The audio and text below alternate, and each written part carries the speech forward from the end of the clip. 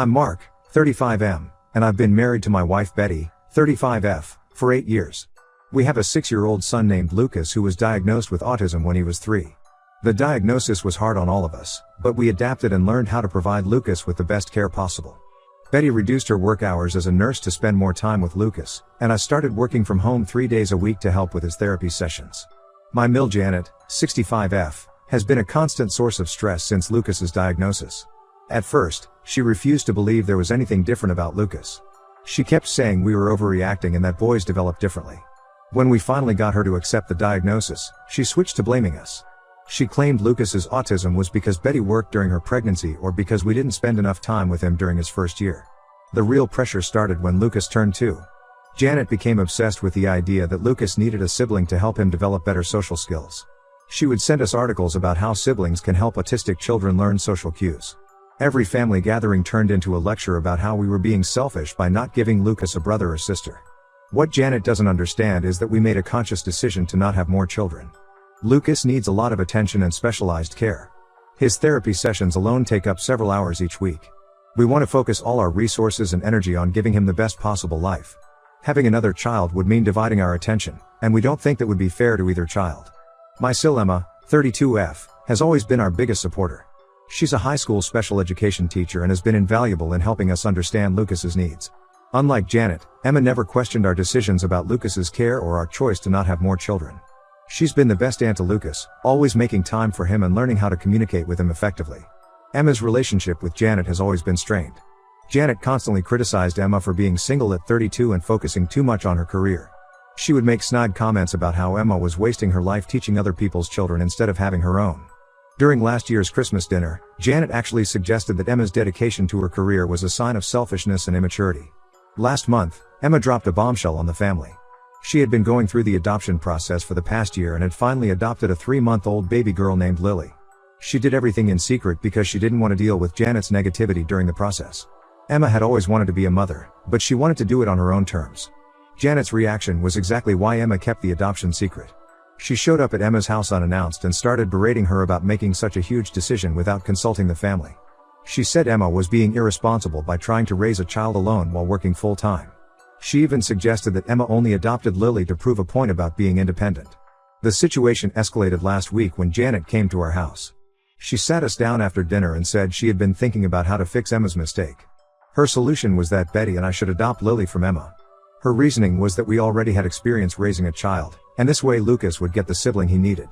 She acted like she had come up with a perfect plan to solve everyone's problems. Betty was furious. She told Janet that she had no right to decide who should raise Lily or to question Emma's ability to be a mother. Janet wouldn't listen. She kept insisting that Emma wasn't ready for motherhood and that we would be doing her a favor by taking Lily. She said Emma was being selfish by depriving Lucas of a sibling when she knew we didn't want more children. Things got even worse after that conversation. Janet started calling Emma multiple times a day, alternating between guilt-tripping her about denying Lucas a sister and trying to convince her that giving Lily to us was the right thing to do. She would leave long voicemails about how single mothers struggle and how Lily deserved a complete family. Emma was stressed and upset when she told us that Janet had actually contacted the adoption agency. She somehow found out which agency Emma had worked with and called them asking for information about Lily's adoption. The agency contacted Emma to warn her about potential interference from family members and advised her to consider legal protection if the harassment continued. Not content with harassing Emma directly, Janet started spreading rumors in our extended family. She told everyone that Emma was struggling to cope with Lily and had begged her for help. She painted a picture of Emma as an overwhelmed single mother who was too proud to admit she had made a mistake. The truth is that Emma is doing amazing with Lily.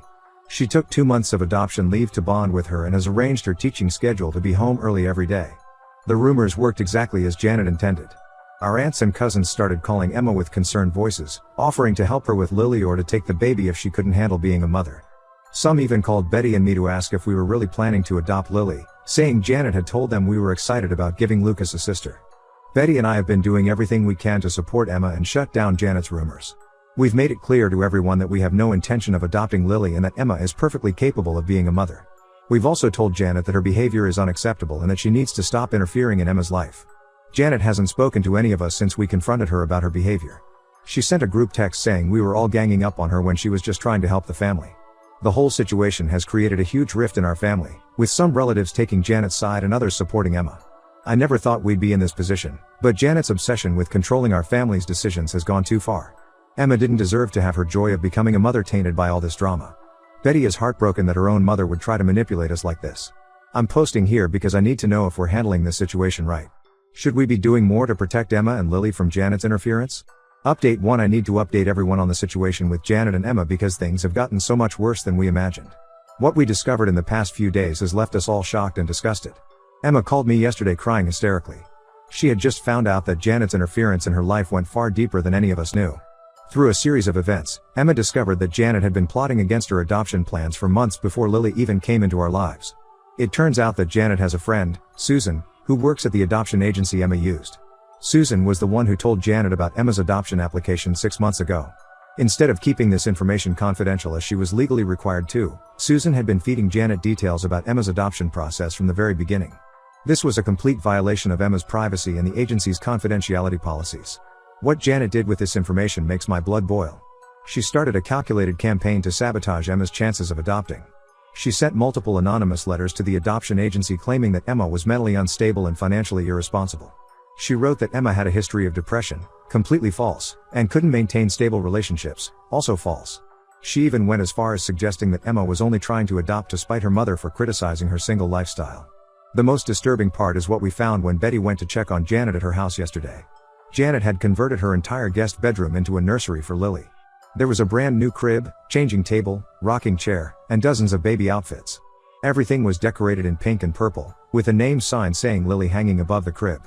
She had even bought duplicates of everything to set up in our house, all still in their original packaging and hidden in her garage.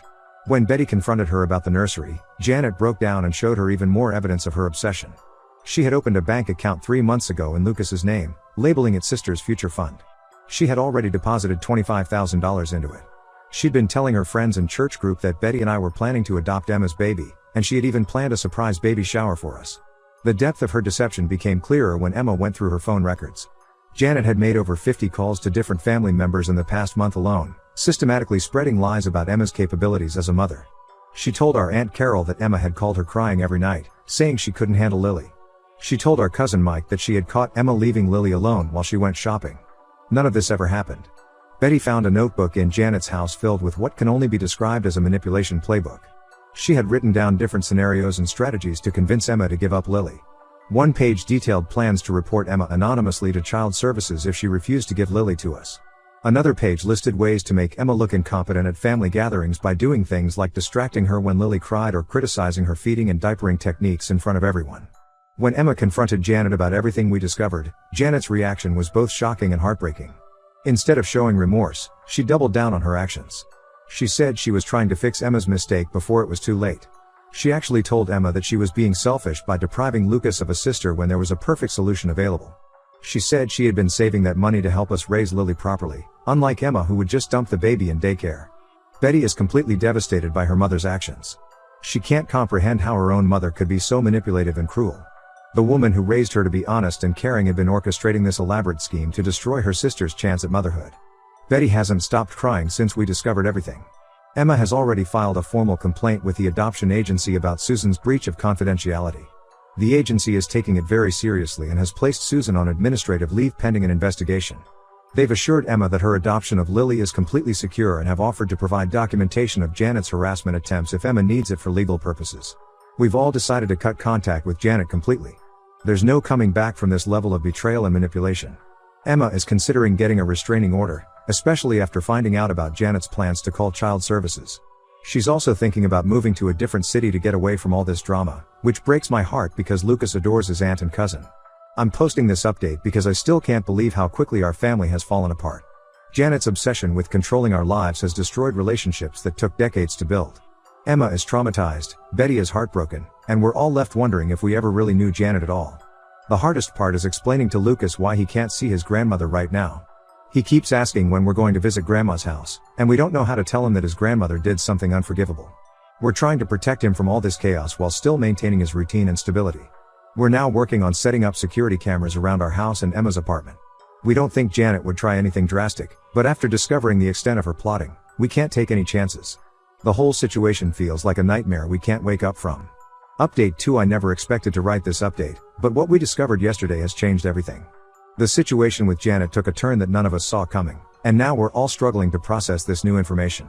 Last night, Betty got an urgent call from her father, Tom. He asked us to come over immediately, saying there was something we needed to know about Janet's behavior. When we arrived, we found Janet sitting in their living room, looking completely defeated. Tom then revealed what we'd all been missing: Janet has terminal pancreatic cancer. She was diagnosed 4 months ago, right around the time she discovered Emma's adoption plans through Susan. According to Tom, the doctors gave her about a year to live.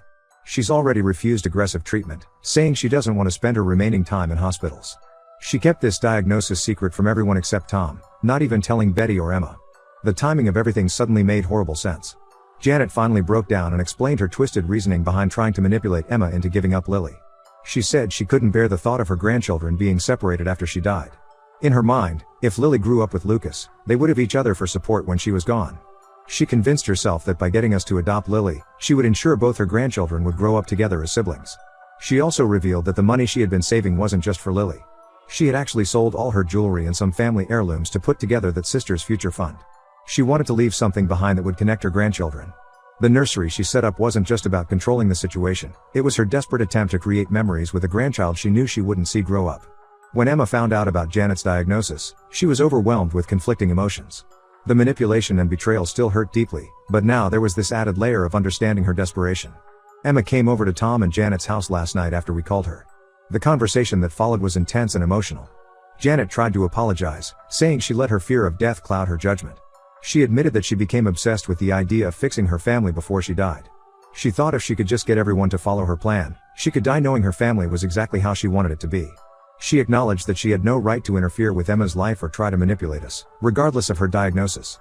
However, Emma wasn't ready to forgive and forget. While she expressed sympathy for Janet's situation, she made it clear that having terminal cancer didn't excuse trying to destroy her chance at motherhood. Emma reminded Janet about the anonymous letters to the adoption agency, the lies she spread in the family, and her plans to call child services. She said these weren't the actions of someone who just wanted to help, they were calculated attempts to control everyone's lives. Betty has been struggling to reconcile her anger at her mother's actions with the knowledge that she'll lose her soon. She's angry that Janet kept her diagnosis secret while simultaneously trying to orchestrate major changes in all our lives. She feels robbed of the chance to process her mother's illness properly because now it's all tangled up with the adoption drama. The most surreal part is that some family members are now pressuring us to forgive Janet because of her condition. They're saying we should put aside our feelings about what she did and focus on making her remaining time peaceful. But Emma is firm in her decision to maintain distance from Janet despite her condition. She says she'll always be grateful that Lucas has a relationship with his grandmother, but she needs to protect Lily from Janet's controlling behavior, terminal diagnosis or not. Tom is caught in the middle of everything. He tries to explain that Janet's fear of death made her act irrationally, but he also understands why we can't just pretend nothing happened. He's asking us to consider allowing Janet limited contact with Lucas and Lily, supervised visits only, saying it would give her some peace in her final months. We're all trying to navigate this impossible situation. How do you balance protecting your boundaries with showing compassion for someone who's dying? Janet's actions were inexcusable, but knowing the fear and desperation behind them makes everything more complicated. For now, we're taking things day by day, trying to figure out what level of contact, if any, is safe and healthy for everyone involved. Update 3. It's been a difficult few months, but I wanted to give everyone a final update on our situation. A lot has changed since my last post, and we've all had to make some hard decisions. Janet started therapy shortly after her diagnosis became known to everyone. Her therapist helped her understand how her fear of death led her to try controlling everyone's lives.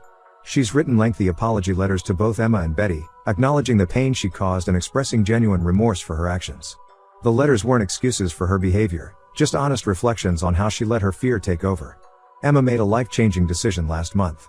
She accepted a position as head of special education at a private school in Colorado. The job comes with better pay and more responsibilities, but we all know the real reason she's moving. She needs distance from all this family drama.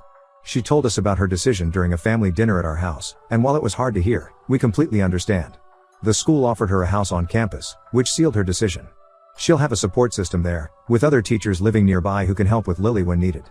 The idea of living in a community where no one knows about all this drama appealed to her immediately. She's already found a great daycare for Lily near the school. Betty and I fully support Emma's decision to move. We've promised to visit them regularly and have already planned our first trip for Christmas. We've also set up weekly video calls so Lucas can maintain his relationship with Lily. He's sad about his aunt and cousin moving away, but we're trying to make it exciting for him by talking about all the fun things we'll do when we visit Colorado. Janet's reaction to Emma's news was predictably emotional. She broke down crying, saying she never meant to drive Emma away. Tom had to remind her that this was a consequence of her actions, not just Emma being cruel. Janet's health has declined significantly in the past month, and her doctors say she likely has less time than they initially thought. The hardest part of all this has been managing Janet's limited time with Lucas. We've arranged for supervised visits twice a month at Tom's house. These visits are strictly controlled, no discussions about Emma or Lily, no guilt tripping, and Tom must be present at all times. It's not ideal, but it's the best compromise we could manage given the circumstances. Emma has made it clear that she doesn't want Janet to have any contact with Lily. She agreed to send photos occasionally through Tom, but that's it. She says she needs to protect Lily from forming any attachment to Janet, given the limited time Janet has left. It's harsh, but after everything that happened, no one can blame her. Betty struggles with this situation daily. She started seeing a grief counselor to help her process everything, not just her mother's declining health, but also the loss of the relationship she thought they had. The counselor is helping her understand that it's possible to mourn someone while still being angry at them. As for me, I'm focused on supporting my wife and maintaining our family's boundaries.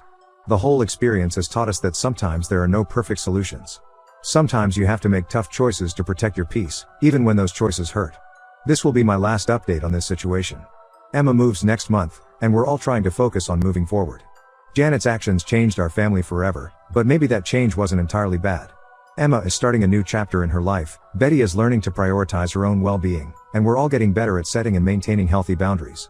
Thank you to everyone who has followed our story and offered advice along the way. Your support helped us navigate through some really dark times.